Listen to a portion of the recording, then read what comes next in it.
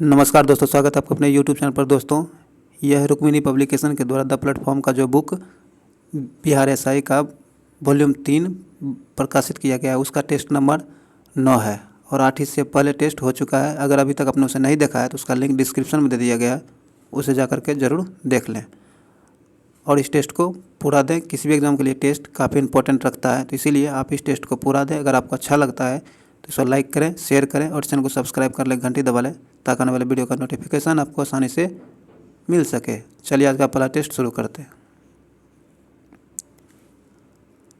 एक में कहता है ease of doing business index में भारत का स्थान क्या है। तो इसमें भारत का स्थान 63वां है। क्या है? 63वां है। दोस्तों, यह 2019 के रिपोर्ट का है और 20 का रिपोर्ट क्या है ये आपको कमेंट में ज़रूर बताइएगा। ये 19 का है। 2 में कहता है हाल ही में जम्मू कश्मीर के किस भाषा को राजभाषा बनाने का विधेयक संसद ने पारित किया है।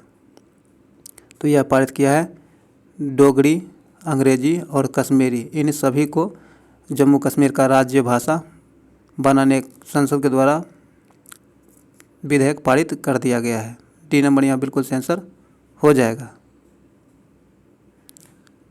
3 में कहता है नई राष्ट्रीय शिक्षा नीति 2020 में क्या शामिल नहीं है। इनमें क्या शामिल नहीं है ये आपको बताना है। इसमें 10+2 शिक्षा व्यवस्था शामिल नहीं है। सी नंबर इसका सही आंसर हो जाएगा, बाकी सब इसमें शामिल है।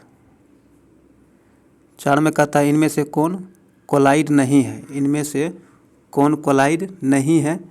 तो इसका सही आंसर हो जाएगा आपको आइसक्रीम। आइसक्रीम जो है कोलाइड नहीं है। इसका सी नंबर बिल्कुल सही आंसर हो जाएगा। आगे है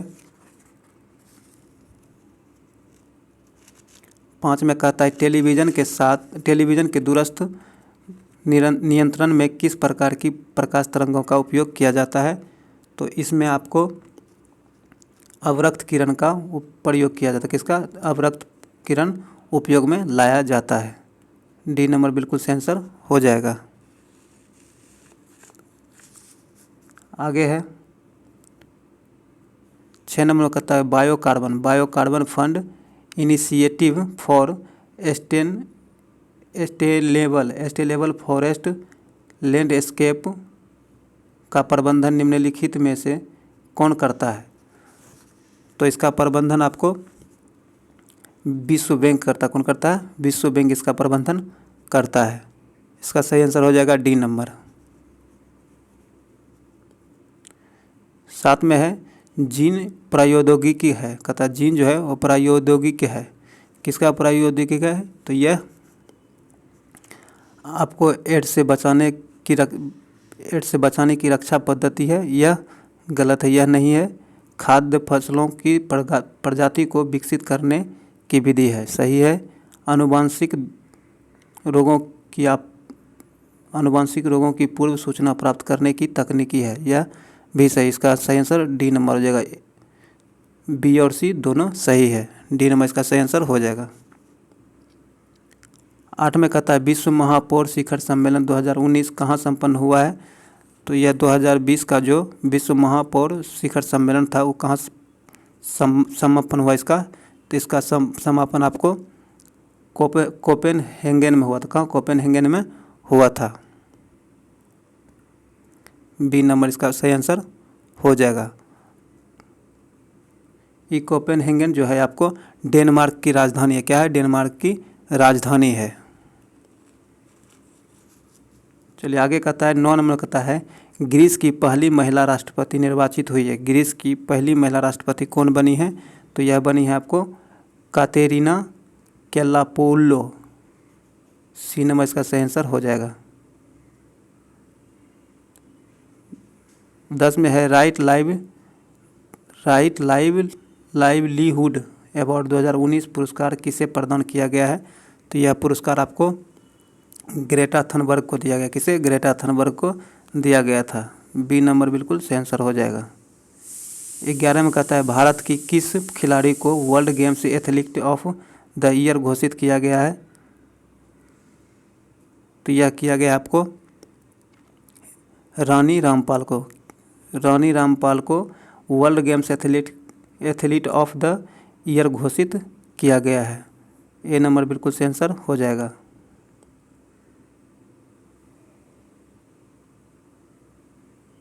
12 में कहता है कि वन अर्जेंट मर्डर पुस्तक के लेखक कौन है? तो इस पुस्तक के लेखक आपको चेतन भगत है। कौन? चेतन भगत है। सी नंबर इसका सही आंसर हो जाएगा। 13 में कहता है कि 18वां गुटनिरपेक्ष शिखर सम्मेलन कहाँ संपन्न हुआ है? 18वां गुटनिरपेक्ष शिखर सम्मेलन कहाँ संपन्न हुआ है? तो यह संपन्न हुआ है आपको अजरबैजान में। कहाँ? अजरबैजान में। और ये हुआ था आपको 2019 में ही हुआ था। कब हुआ था? 2019 में हुआ था। और गुटनिरपेक्ष आंदोलन गुटनिरपेक्ष शिखर सम्मेलन यह 19 में हुआ था। ये याद रखिएगा, ये 20 का या 21 का नहीं है, यह 19 का है। आगे है 14 में कहता है सुरक्षा परिषद का अस्थायी सदस्य कौन शामिल नहीं है? वो अस्थायी सदस्य में कौन शामिल नहीं है? तो इसका सही आंसर हो जाएगा पाकिस्तान। पाकिस्तान जो है सुरक्षा परिषद के वो अस्थायी सदस्य में शामिल नहीं है। डी नंबर इसका सही आंसर हो जाएगा। आगे है 15 में कहता है कि वर्ष 2020 के अंत तक लुइस हैमिल्टन ने अपने कैरियर में कुल कितने ग्रांड प्रिक्स जीत लिए? तो यह जीते हैं आपको 95। कितना? 95। 2020 के अंत तक लुइस हैमिल्टन ने अपने कैरियर में कुल 95 ग्रांड प्रिक्स जीत चुके हैं। बी नंबर इसका सही आंसर हो जाएगा। 16 में कहता है स्टैचू ऑफ यूनिटी को किस संगठन ने 8 आश्चर्यों में शामिल किया है? स्टैचू ऑफ यूनिटी जो है इसे किस संगठन ने 8 आश्चर्यों में शामिल किया है? तो यह शामिल किया है आपको SCO। सी नंबर इसका बी नंबर इसका सही आंसर हो जाएगा। SCO का फुल फॉर्म होता है संघाई सहयोग संगठन। बी नंबर यहाँ सही आंसर हो जाएगा। 17 में कहता है कि time person of the year 2020 किसे घोषित किया गया है? तो यह घोषित किया गया आपको जो बाइडेन और कमला हैरिस, इन दोनों को टाइम पर्सन के द्वारा time person of the year 2020 घोषित किया गया। इसका सही आंसर हो जाएगा डी नंबर, ए और सी दोनों। 18 में कहता है भारत और जापान का संयुक्त सैन्य अभ्यास को किस नाम से जाना जाता है? तो इसको आपको टाइमैक्स के नाम से जाना जाता है। किस नाम से? टाइमैक्स के नाम से जाना जाता है। डी नंबर बिल्कुल सही आंसर हो जाएगा। आपको हैंड इन हैंड जो है ये भारत और चीन के बीच सैन्य अभ्यास होता है, हैंड इन हैंड चीन के साथ। और ये इंद्र जो है आपको भारत और रूस के साथ होता है। और मित्र शक्ति जो है भारत और श्रीलंका के बीच यह सैन्य अभ्यास होता है। 19 में कहता है हाल ही में अंतर्राष्ट्रीय क्रिकेट परिषद का नया अध्यक्ष किसे चुना गया है? तो यह चुना गया है आपको ग्रेग वार्केले को। किसे? ग्रेग वार्केले को। सी नंबर इसका सही आंसर हो जाएगा। ग्रेग वार्केले जो है न्यूजीलैंड का पूर्व क्रिकेटर है। इसे आईसीसी का अंतर्राष्ट्रीय आईसीसी क्रिकेट परिषद का नया अध्यक्ष चुना गया है। सी नंबर बिल्कुल सही आंसर हो जाएगा। 20 में कहता है निसर्ग चक्रवात ने किस राज्य को सर्वाधिक प्रभावित किया है? निसर्ग चक्रवात जो है सर्वाधिक किस राज्य को प्रभावित किया है? तो यह महाराष्ट्र को प्रभावित किया है। किसे? महाराष्ट्र को। यह जो है 110 से 120 किलोमीटर प्रति घंटा की रफ्तार से महाराष्ट्र के तट पर आया था, जो महाराष्ट्र को काफ़ी नुकसान पहुंचाया था। यहाँ डी नंबर इसका सही आंसर हो जाएगा महाराष्ट्र। 21 में कहता है मार्च 2020 तक भारत पर कुल विदेशी ऋण था। मार्च 2020 तक भारत के ऊपर कुल विदेशी ऋण कितना था? तो इसका सही आंसर हो जाएगा 558.5 बिलियन डॉलर। ए नंबर इसका सही आंसर हो जाएगा। इतना ऋण आपको भारत के ऊपर मार्च 2020 तक विदेशी ऋण था। ए नंबर यहाँ बिल्कुल सही आंसर हो जाएगा। 22 में कहता है मानव विकास रिपोर्ट 2020 के आधार पर भारत किस स्थान पर है। मानव विकास रिपोर्ट 2020 के आधार पर भारत किस स्थान पर है, तो भारत इसमें आपको 131वां स्थान पर, कहाँ 131वें स्थान पर है। बी नंबर बिल्कुल सही आंसर हो जाएगा। ये जो है आपको 2019 का रिपोर्ट 20 में जारी किया गया था। इसमें कुल देशों की संख्या 189 था। कितना था? 189 था। यहाँ बी नंबर बिल्कुल सही आंसर हो जाएगा 131। 23 में कहता है प्रकाश ऊर्जा ऑप्टिकल फाइबर में संचरण निम्नलिखित घटना के अनुप्रयोग द्वारा किया जाता है। तो यह किया जाता है आपको पूर्ण आंतरिक परावर्तन पर। किस पर? पूर्ण आंतरिक परावर्तन की घटनाक्रम पर प्रयोग किया जाता है। ए नंबर बिल्कुल सही आंसर हो जाएगा। 24 में कहता है गैस जो धान के खेत से उत्सर्जित होती है तथा भूमि के तापमान में वृद्धि करता है, वह गैस कौन सा है? तो वह गैस आपको मीथेन है। कौन? मीथेन गैस है। डी नंबर से आंसर हो जाएगा। 25 में कहता है तुलसी के पौधे का औषधि महत्व निम्नलिखित की उपस्थिति के कारण होता है। कहता है तुलसी के पौधे जो होता है वो औषधि के रूप में महत्वपूर्ण होता है, और ये किसके उपस्थिति के कारण महत्वपूर्ण होता है? तो इसका सही आंसर हो जाएगा आपको फिनॉल एवं फ्लेवोनाइड। फिनॉल एवं फ्लेवोनाइड के उपस्थिति के कारण तुलसी के पौधे औषधि के रूप में प्रयोग किए जाते हैं। सी नंबर बिल्कुल सही आंसर हो जाएगा। 26 में कहता है निम्नलिखित में कौन सी ग्रंथि अंतःस्रवी एवं बाह्यस्रवी दोनों ही प्रकार की ग्रंथि है। कौन सी ग्रंथि है जो अंतः और बाह्य दोनों ग्रंथि के प्रकार में आता है? तो यह इसका सही आंसर हो जाएगा आपको आगन्य से। क्या होगा? आगन्य से। सी नंबर बिल्कुल सही आंसर हो जाएगा। 27 में कहता है निम्नलिखित में कौन कीटों से प्राप्त नहीं होता है। नीचे दिए गए इनमें से कौन जो है कीट से प्राप्त नहीं होता है?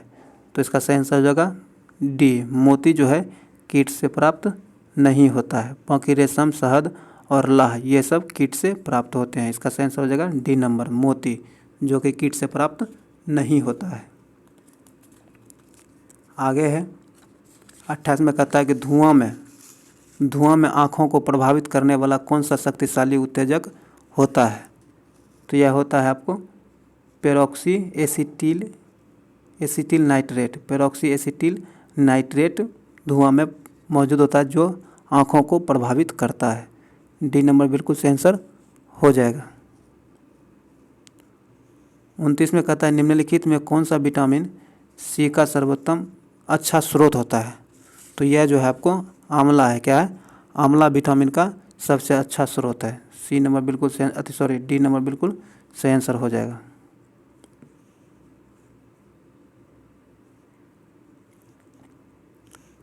तीस में कहता है डीएनए की द्विकुंडलिनी संरचना किसके द्वारा दी गई है?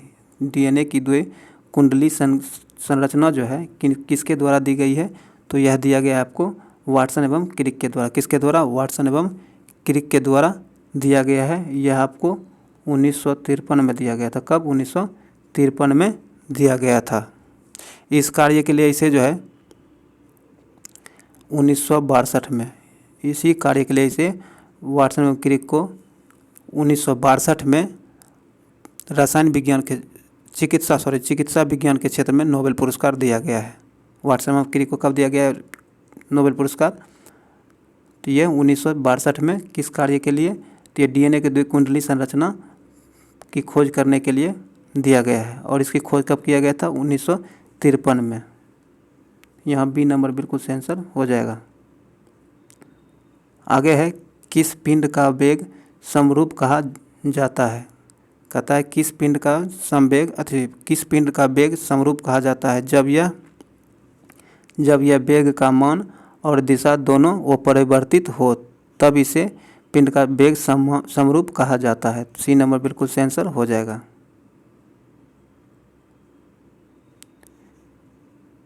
31 में कहता है कि समान आयतन तथा द्रव्यमान के 2 बर्तन h गहराई तक जल में डुबोए जाते हैं। बर्तन ए की तली से जल अंदर प्रवेश करता है।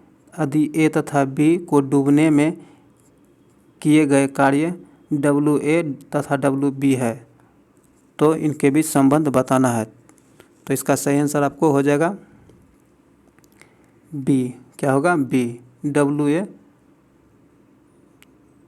इसका बी नंबर सही आंसर हो जाएगा। आगे है 33 में कहता है निम्नलिखित तत्वों में कौन अर्धचालक है? तो इनमें से आपको सिलिकॉन जो है यह अर्धचालक है। बी नंबर बिल्कुल सही आंसर हो जाएगा। 34 में कहता है भारतीय पशु चिकित्सा विज्ञान अनुसंधान संस्थान कहाँ अवस्थित है? तो यह आपको करनाल में, कहाँ? करनाल में यह अवस्थित है। सी नंबर इसका सही आंसर हो जाएगा। भारतीय पशु चिकित्सा विज्ञान अनुसंधान आपको करनाल में अवस्थित है।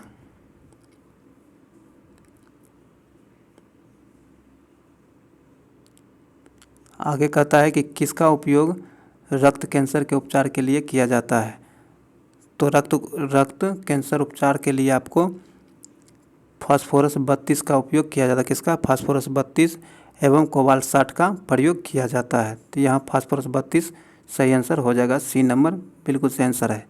36 में कहता है निम्न में से किस में अमीनो अम्ल नहीं पाया जाता है? किस में अमीनो अम्ल नहीं पाया जाता है? तो चावल में जो है अमीनो अम्ल नहीं पाया जाता है।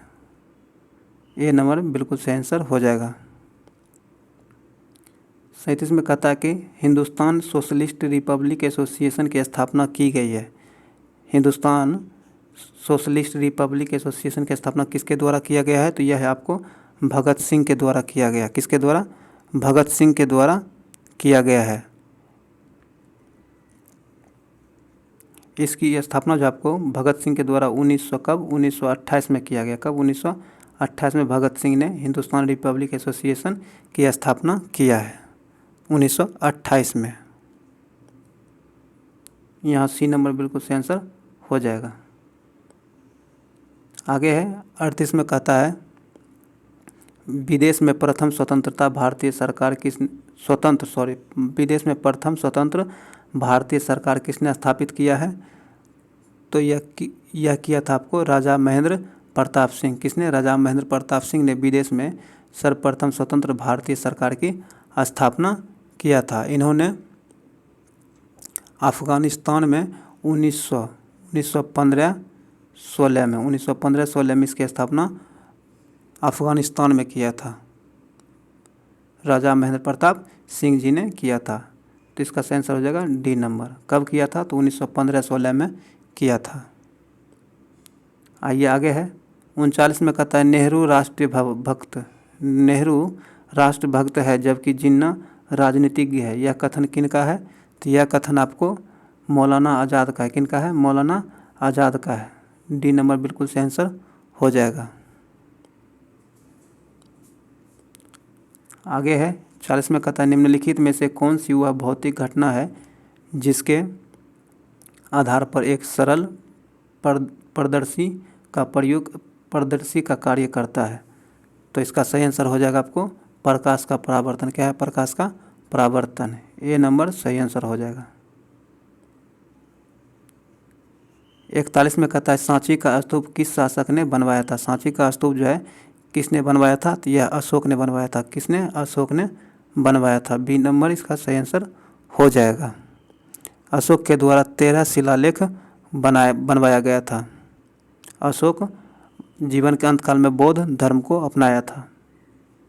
तो यहाँ बी नंबर से आंसर हो जाएगा अशोक। 42 में कहता है निम्न में कौन डॉपलर प्रभाव में रेड शिफ्ट से संबंधित है? तो यह है आपको स्रोत का प्रक्षेपण से दूर जाना, यह संबंधित है। और तरंग दैर्घ्य में वृद्धि, यह भी संबंधित है। स्रोत का प्रक्षेपण की ओर आना, यह गलत है। तो ए और बी दोनों सही है। तो डी नंबर इसका सही आंसर हो जाएगा।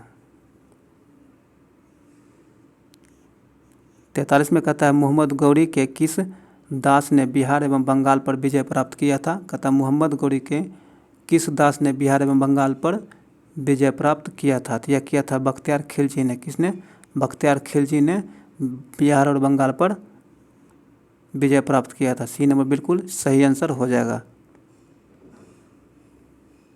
आगे है अष्टप्रधान मंत्री परिषद किसके काल में थी? अष्टप्रधान मंत्री परिषद जो है किसके काल में थी? तो यह शिवाजी के काल में थे। किसके? शिवाजी के काल में थे। ए नंबर बिल्कुल सही आंसर हो जाएगा।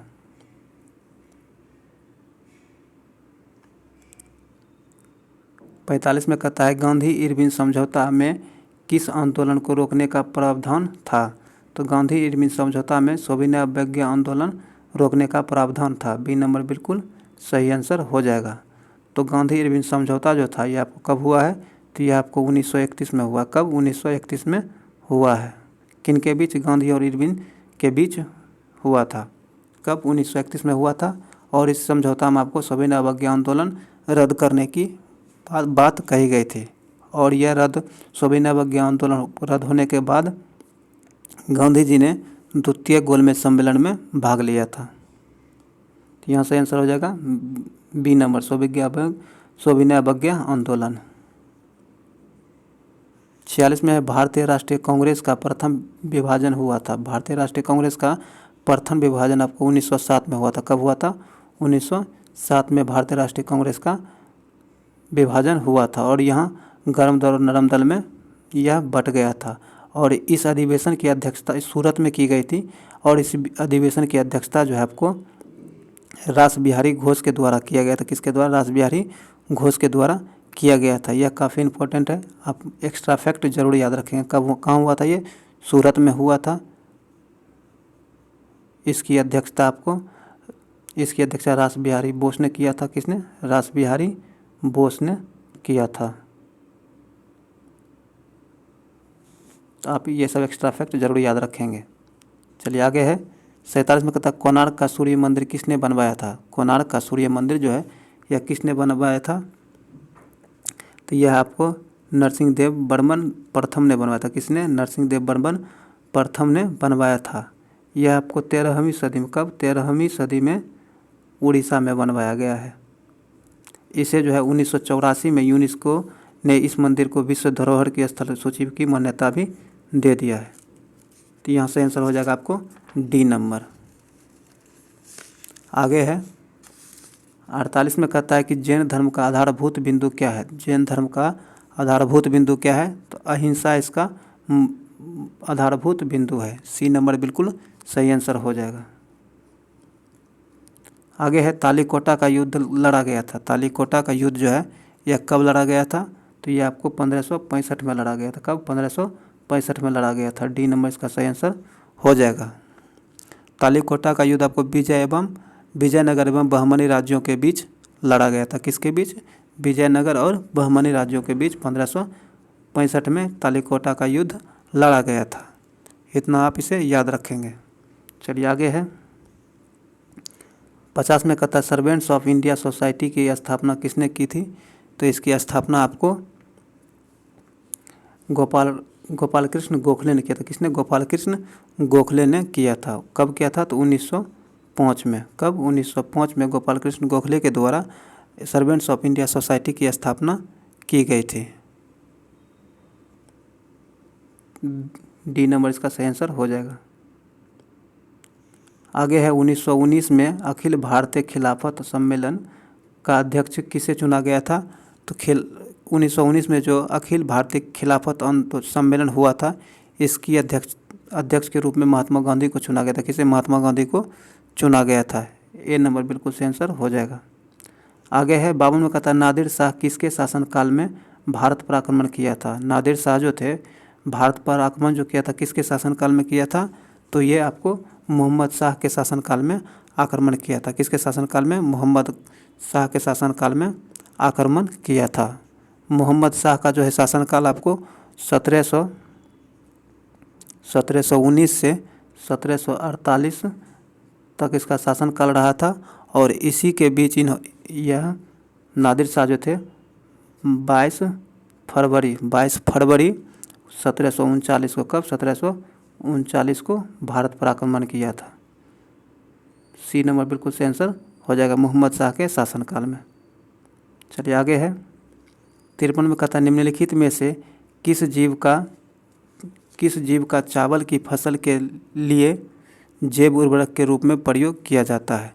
तो इसमें नील हरित शैवाल का उपयोग चावल के उर्वरक के रूप में किया जाता है। ए नंबर बिल्कुल सही आंसर हो जाएगा। 54 में कहता है प्राचीन भारत में निष्क क्या था। प्राचीन भारत में निष्क क्या था। तो प्राचीन भारत में आपको निष्क स्वर्ण आभूषण था। क्या था? स्वर्ण आभूषण था। ए नंबर सही हो जाएगा। 55 में कहता है निम्नलिखित में से किसके संदर्भ में ताप अपघटन और प्लाज्मा गैसीकरण शब्दों का उल्लेख किया गया है। तो यह किया गया आपको अपशिष्ट से ऊर्जा प्रौद्योगिकी के लिए। डी नंबर बिल्कुल सही आंसर हो जाएगा। 56 में कहता है कि रंजीत सागर बांध कहाँ अवस्थित है। तो रंजीत सागर बांध आपको रावी नदी पर स्थित है। कहाँ? रावी नदी पर स्थित है। डी नंबर बिल्कुल सही आंसर हो जाएगा। रावी नदी जो है आपको सिंधु नदी की सहायक नदी। क्या है? सिंधु नदी की सहायक नदी है। डी नंबर बिल्कुल सही आंसर हो जाएगा 56 का। 57 में कहता है संसार का सबसे बड़ा मरुस्थल है। संसार का सबसे बड़ा मरुस्थल कौन सा है। तो यह है आपको सहारा। कौन है? सहारा है संसार का सबसे बड़ा मरुस्थल। यह आपको यह अफ्रीका महाद्वीप में पाया जाता है। कहाँ? अफ्रीका महाद्वीप में पाया जाता है। इसका क्षेत्रफल आपको 84 क्या है? 84 लाख वर्ग किलोमीटर है सहारा का क्षेत्रफल। जो दुनिया का सबसे बड़ा मरुस्थल है यह अफ्रीका महाद्वीप में पाया जाता है। सी नंबर बिल्कुल सही आंसर हो जाएगा सहारा। 58 में कहता है निम्नलिखित सागरों में से किसमें सर्वाधिक लवणता पाई जाती है। तो सर्वाधिक लवणता आपको मृत सागर में पाया जाता है। किसमें? मृत सागर में सर्वाधिक लवणता पाया जाता है। बी नंबर बिल्कुल सही आंसर हो जाएगा। 59 में कहता है कर्क रेखा नहीं गुजरती है। कहता है कर्क रेखा जो है निम्न में दिए गए से कहाँ से नहीं गुजरती है। तो कर्क रेखा आपको ईरान से नहीं गुजरती है। कहाँ से? कर्क रेखा ईरान से नहीं गुजरती है। बी नंबर बिल्कुल सही आंसर हो जाएगा। बाकी भारत, मेक्सिको और मिस्र इन सब से कर्क रेखा गुजरती है। तो बी नंबर बिल्कुल सही आंसर हो जाएगा 59 का। 60 में कहता है निम्नलिखित में से कौन सी मिट्टी चाय बागानों के लिए उपयुक्त होता है। चाय बागानों के लिए कौन सी मिट्टी उपयुक्त होती है। तो यह लेटेराइट मिट्टी चाय बागानों के लिए काफ़ी उपयोगी होता है। ए नंबर बिल्कुल सही आंसर हो जाएगा। 61 में कहता है भारत की जनजाति प्रोटो ऑस्ट्रेलाइड जाति का है। तो इसका सेंस हो जाएगा संथाल का। किसका? संथाल का है। डी नंबर सही आंसर हो जाएगा। 62 में कहता है स्वर्ण जयंती ग्राम स्वरोजगार योजना प्रारंभ हुई थी। स्वर्ण जयंती ग्राम रोजगार योजना कब प्रारंभ हुई है। तो यह आपको 1999 में प्रारंभ हुआ है। सी नंबर बिल्कुल सही आंसर हो जाएगा। 63 में कहता है कि भारत सरकार के बजट के कुल घाटे में किस घाटे का सबसे अधिक योगदान है। तो यह आपको राजकोषीय घाटे का सबसे अधिक योगदान है। बी नंबर बिल्कुल सही आंसर हो जाएगा राजकोषीय घाटा।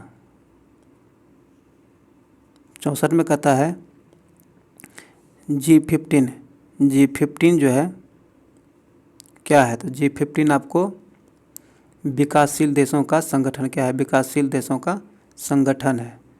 बी नंबर बिल्कुल सही आंसर हो जाएगा।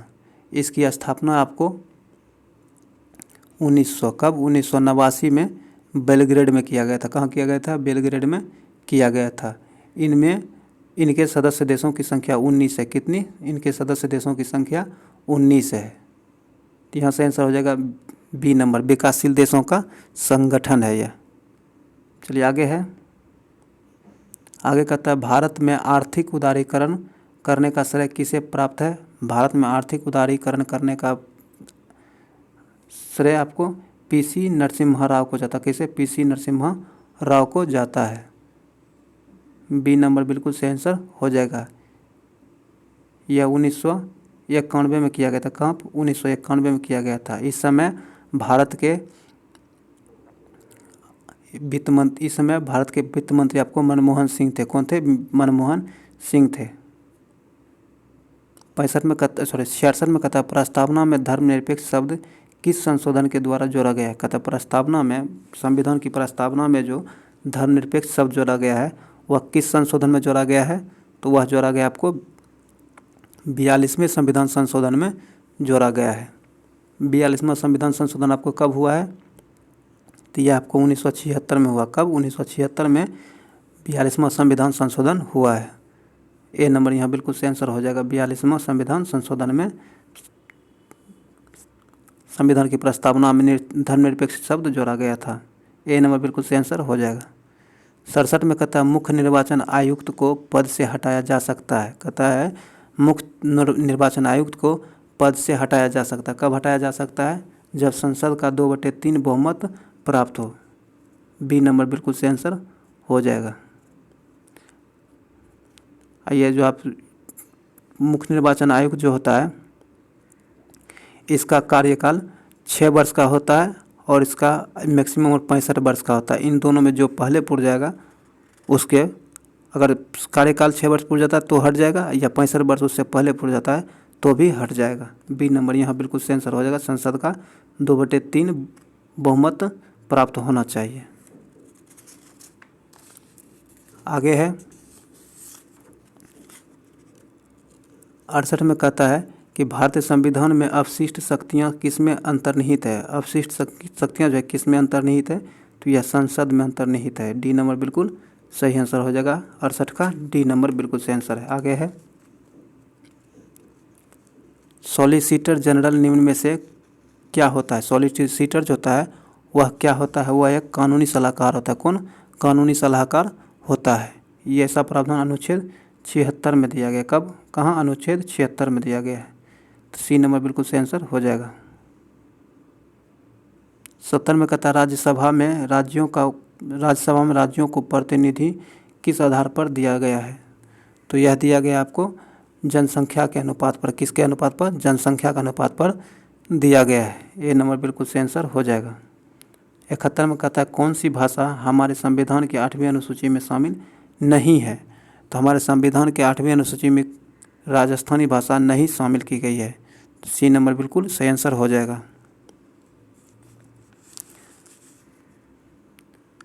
72 में कहता है किस अधिनियम के आधार पर लोक सेवा आयोग का गठन किया गया है। किस अधिनियम के आधार पर लोक सेवा आयोग का गठन किया गया है, तो यह किया गया भारतीय परिषद अधिनियम 1919 के अधिनियम पर। बी नंबर बिल्कुल सही आंसर हो जाएगा। आगे है 73 में कहता है कि भारतीय संविधान के बृहद होने के कारण है। कहता है भारतीय संविधान का बड़ा होने का क्या कारण है, तो इसका सही आंसर हो जाएगा डी। यह संघ और राज्यों दोनों का संविधान है, इसीलिए यह काफ़ी बड़ा बृहद होता है। डी नंबर बिल्कुल सही आंसर हो जाएगा।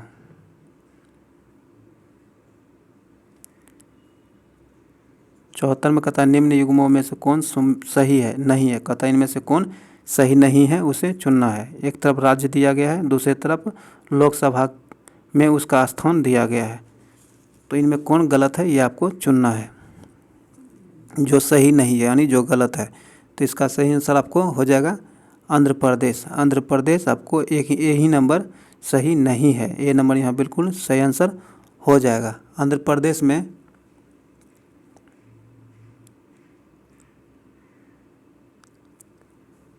इसका ये नंबर बिल्कुल सही आंसर हो जाएगा। चलिए आगे है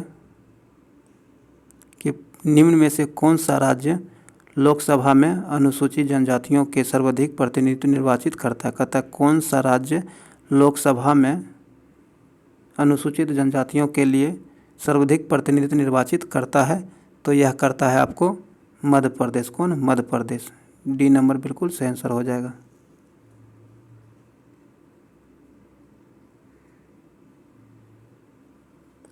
क्षेत्र में कहता है रणगौर त्यौहार किस राज्य में मनाया जाता है, तो रणगौर त्यौहार आपको राजस्थान में मनाया जाता है। कहाँ? राजस्थान में मनाया जाता है। ये नंबर बिल्कुल सही आंसर हो जाएगा। यह त्यौहार आपको राजस्थान में 18 दिन तक चलता है। कब? कितने दिन? 18 दिन तक चलता है। ये काफ़ी इम्पोर्टेंट है, इसे याद रखिएगा। आगे है 77 में कहता है उस्ताद बिंदु खां किस बाद का प्रमुख वादक था? तो यह आपको सारंगी के प्रसिद्ध वादक थे। ये नंबर बिल्कुल से आंसर हो जाएगा। 78 में कहता है सर्वप्रथम हिंदी साहित्य के लिए किन्हें ज्ञानपीठ पुरस्कार प्राप्त हुआ है? तो यह आपको सुमित्रानंद पंत को प्राप्त हुआ था। किसे? सुमित्रानंद पंत को प्राप्त हुआ था। सुमित्रानंद पंत को जो है यह पुरस्कार 1968 में दिया गया। कहाँ? 1968 में यह पुरस्कार दिया गया है। और इस पुरस्कार की शुरुआत आपको 1965 में की गई। कब? 1965 में की गई है। लेकिन सुमित्रानंद पंत को मिला कब है? 1968 में। यहाँ सही आंसर होगा सुमित्रानंद पंत। सी नंबर बिल्कुल सही आंसर हो जाएगा। आगे है 79 में कहता है दुष्यंत को प्रेम पत्र लिखित शकुंतला का चित्रांकन किसके द्वारा किया गया है? तो इसका चित्रांकन आपको राजा रवि वर्मा के द्वारा किया। किसके के द्वारा? राजा रवि वर्मा के द्वारा किया गया है। डी नंबर बिल्कुल सही आंसर हो जाएगा। आगे है 80 में कहता है पश्चिम बंगाल का लोक नृत्य क्या है? पश्चिम बंगाल का 80 में कहता है बांग्ला कहाँ का लोक नृत्य है? बांग्ला जो है कहाँ का लोक नृत्य है? तो यह आपका मेघालय का लोक नृत्य है। देखिए नाम बांग्ला है लेकिन यह मेघालय का लोक नृत्य है। ऐसा नहीं कि बांग्ला है तो पश्चिम बंगाल मार दिया जाए। काफ़ी समझदारी से यहाँ ए नंबर इसका सही आंसर होगा। बांग्ला कहाँ का लोक नृत्य है? मेघालय का। ए नंबर सही आंसर हो जाएगा। 81 में कहता है ताओ धर्म के प्रतिवादक माने जाते हैं? ताओ धर्म के प्रतिवादक कौन माने जाते हैं? तो इसका सही आंसर हो जाएगा लाओ त्से तुंग। कौन? लाओ त्से तुंग। ए नंबर बिल्कुल सही आंसर हो जाएगा। ये ताओ धर्म का की स्थापना जो है आपको 6ठी शताब्दी में किया गया है। 82 में कहता है पैसिफिक एयरवेज किस राष्ट्र की प्रमुख सेवा है? किस प्रमुख वायुयान सेवा है? कहता है कि पैसिफिक एयरवेज किस राष्ट्र की प्रमुख वायुयान सेवा है? तो इसका सही आंसर हो जाएगा आपको हांगकांग की प्रमुख वायुयान सेवा है। बी नंबर बिल्कुल सही आंसर हो जाएगा।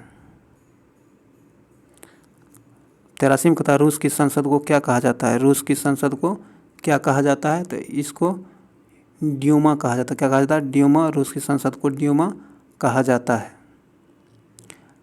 ये ग्रेट नेशनल असेंबली जो है आपको रोमानिया तुर्की के संसद को कहा जाता है।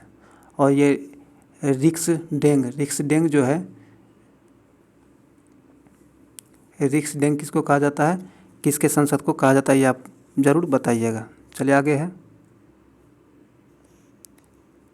मैगिनॉट रेखा किस किस देश की सीमा रेखा है? कहता है मैगिनॉट रेखा जो है यह किस किस देश की सीमा रेखा है? तो इसका सही आंसर हो जाएगा आपको जर्मनी एवं फ्रांस की रेखा। किसकी? जर्मनी एवं फ्रांस की सीमा रेखा है मैगिनॉट रेखा। ए नंबर बिल्कुल सही आंसर हो जाएगा। आगे है 85 में कहता है अंकल हो उपनाम से कौन जाना जाता है? तो यह जाना जाता है आपको हो ची मिन्ह। कौन? हो ची मिन्ह अंकल हो उपनाम से जाना जाता है। ए नंबर बिल्कुल सही आंसर हो जाएगा। 86 में है किस सिख गुरु ने लंगर परंपरा की नींव डाली थी? तो लंगर परंपरा की नींव आपको गुरु नानक ने डाला था। किसने? गुरु नानक ने डाला था। डी नंबर बिल्कुल सही आंसर हो जाएगा। आगे है भारत ने प्रथम बार कब भूमिगत परमाणु परीक्षण किया था?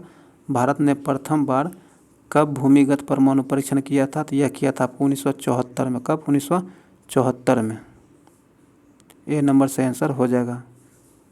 18 मई 1974 में इसका प्रथम बार भारत के द्वारा भूमिगत परमाणु परीक्षण किया गया था। उस समय 12 किलो टन के समतुल्य ऊर्जा प्लूटोनियम बम का भूमिगत परीक्षण किया गया था। ए नंबर बिल्कुल सही आंसर हो जाएगा। 88 कहता है भारत का प्रथम अंटार्कटिका अभियान का नेतृत्व किया था। भारत का प्रथम अंटार्कटिका अभियान का नेतृत्व किसके द्वारा किया गया था? तो यह किया गया था आपको डॉक्टर एस.जेड. कासिम के द्वारा। किसके द्वारा? डॉक्टर एस.जेड.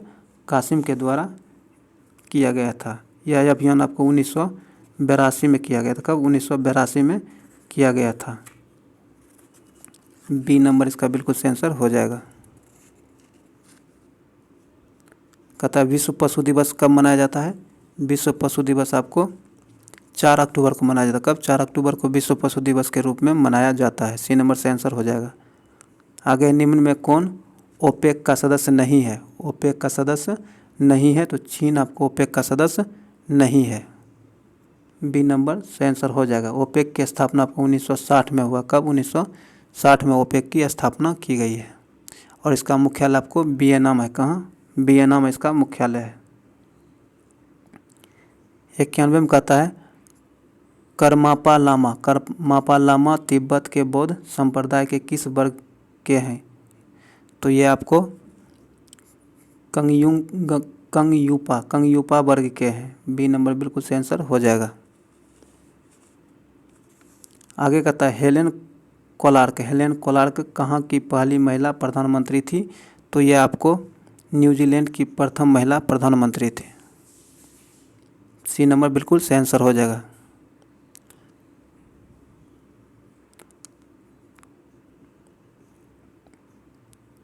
तिरानवे में कहता है ढोला सादिया पुल की लंबाई क्या है? ढोला सादिया की पुल की लंबाई क्या है?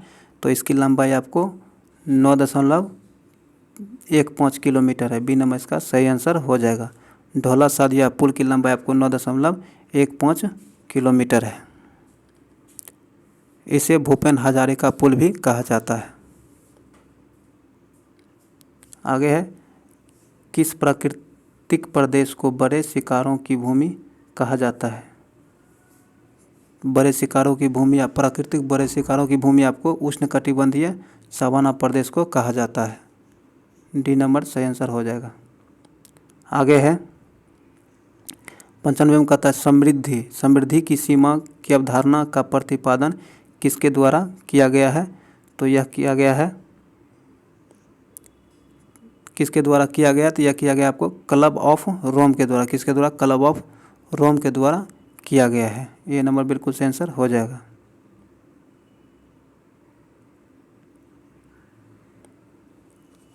दोस्तों अब यहाँ 96 का मैथ है, आप इसे बना लीजिएगा, इसका आंसर नोट कर लीजिए। तो इसका सही आंसर हो जाएगा सी नंबर। 97 का आंसर हो जाएगा आपको डी नंबर। 98 का डी नंबर। 99 का ए नंबर और 100 का आंसर हो जाएगा आपको बी नंबर। दोस्तों यह मैथ है, इसे 5 मैथ हर टेस्ट में है तो आप इसे बना जरूर लीजिएगा। इसका आंसर नोट आप लोग कर लीजिए, इसे बनाकर जरूर देखिएगा, छोड़िएगा नहीं।